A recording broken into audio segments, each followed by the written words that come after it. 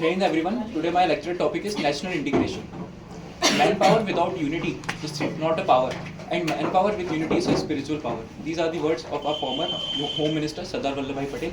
He is also known as the Iron Man of India. We cannot forget his sacrifice for the India and his work for India. He was the only person who was responsible for unity of India and for the Indian unification.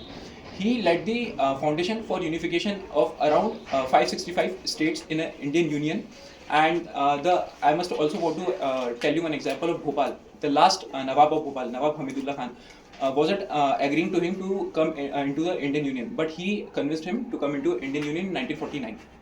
And now I will explain you about the national integration. National integration can be defined as the feeling of common identity for the people living in a one territory of different culture and religion. So this is the national integration. And I also want to share you the story of Alexander the Great. Alexander invaded India in around 324 BC when he fought at the bank of Indus River with the ruler of Takshila Ambi. And Ambi was a corrupt ruler.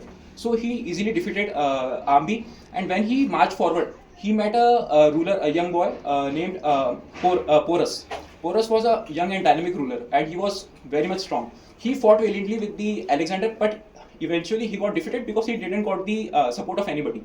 So after defeating Porus, the Alexander the Great was amused to see his bravery and all. He restored back all his empire to him and made him his ally.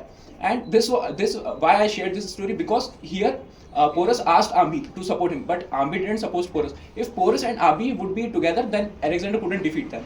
This was the moral of the story. And further, when they were marching towards the Patliputra region where Mauryaans were ruling, so one of the military generals of the Alexander said that they are very much strong. Chandragupta Maurya has a huge army. We cannot fight them. We will, as we ruled whole world, we captured, but we cannot fight the Mauryans. They are far superior in warfare. So they marched back from there to Babylon. This was the story of ancient India. And Marathas, why Marathas got disintegrated? Because of the lack of unity between their Peshwas and Rajas.